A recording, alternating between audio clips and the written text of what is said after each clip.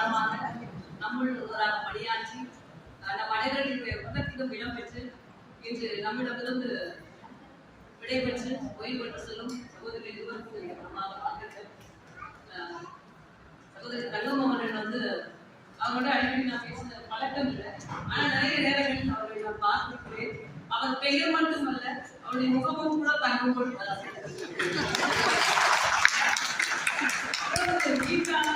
உரையோடு வருவார்கள். அதை பார்த்து பணமுறை நான் இருந்தவருக்கு தனிப்பட்ட முறையில் பேசினால் பதிவு செய்வது சீனியர் மாஸ்டர் சொன்னா அவங்க தெரியும். எங்க வீட்டு பக்கத்துல தான் தெரியும் அவங்க வீடு. ஏதோ கட்டடா போயிட்டே இருப்பாங்க, கட்டடா பேசுவாங்க.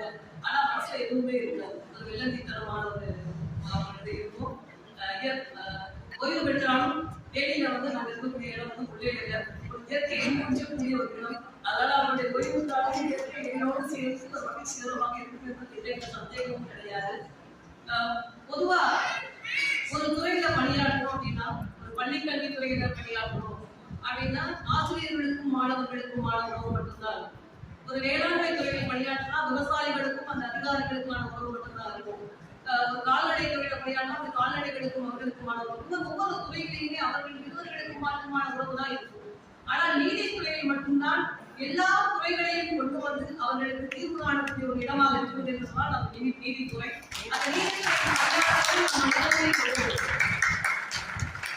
அவர்களுடைய பிரச்சனைகளை எல்லாம் கிரிமினல் கேஸா இருந்தாலும் சிவில் கேஸா இருந்தாலும் சரி, ஒரு சாமானிய மனிதர்கள் பலருடைய பிரச்சனைகளை எல்லாம் படிக்கும்போது நமக்கு பிரச்சனைகள் வந்தால் அது எப்படி வெளியே வரலாம், எதிர்காலத்தில் ஓய்வு பெற்றாங்க பிரச்சனைகள் எப்படி வரலாம், எப்படி மகிழ்வாக நம் வாழ்க்கையை வாழ்ந்து கொள்ளலாம் என்கிற பல நல்ல பண்புகளை கற்றுத்தரக்கூடிய ஒரு இடம் அப்படின்னு சொன்னா இந்த நீதிமன்ற பணிதான். அந்த வகையில் நீதிமன்றம் மிக சிறப்பாக பணியாற்றி வாழ்க்கைகள்.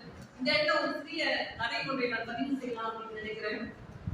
ஒரு நதி பொதுவா காடு மடை எல்லாத்தையும் கடந்து கடல்ல கடக்க போகுது.